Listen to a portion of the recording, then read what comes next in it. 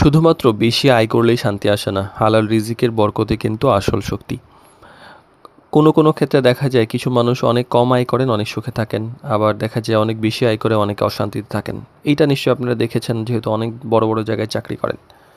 তো জীবনে টাকাটা গুরুত্বপূর্ণ, অবশ্যই গুরুত্বপূর্ণ এবং অনেক গুরুত্বপূর্ণ। কিন্তু টাকার চেয়েও একটা গুরুত্বপূর্ণ হলো সেটা আয়টা হালাল হলো কিনা, সেটা সৎ পথে এসেছে কিনা। কারণ ড্রাইভার দিনের পর দিন কষ্ট করে যে প্রতিকূলতার মধ্যে এইসব সহ্য করে পরিবারের জন্য রিজিকটা উপার্জন করেন, সেই রিজিক যদি সৎভাবে আসে তাহলে সেটা শুধু আয় না, বরং একটা জীবনের বরকত, সুখ আর মানুষের দোয়াও কিন্তু আসে।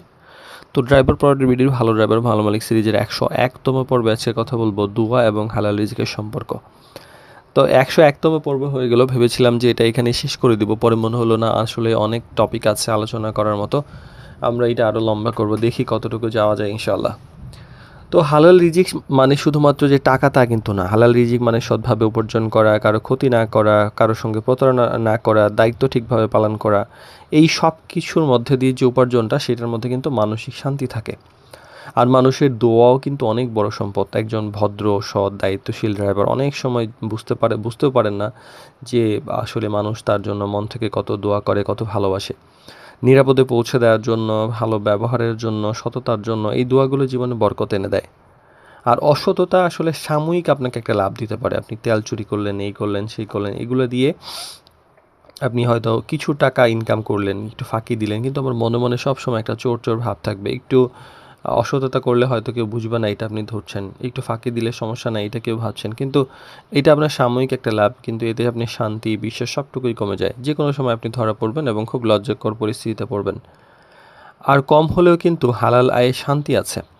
সব সময় যে কম আয়ের মানুষ মানে যে সুখ এরকম না, মানে অসুখী এরকম না। অনেক সময় দেখা যায় যে মানে কম বলতে লিমিটেড একটা আয় যেটাতে মোটামুটি জীবন ধারণ করা যায়, এরকম অনেক সুখ আসে। আবার বেশি আয় করলেই যে একদম সুখ হয় এরকম কিন্তু না।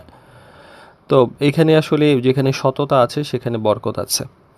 আর দায়িত্বও কিন্তু একটা ইবাদতের মতো। অবশ্যই আপনার দায়িত্ব একটা ইবাদত। সততার সঙ্গে যদি আপনি কাজ করেন, পরিবারের হালাল রিজিকের ব্যবস্থা করেন, মানুষের হক নষ্ট করেন না, সেটাও কিন্তু আপনার সম্মান এবং এটা ইবাদত এবং এটার সোয়াব আছে।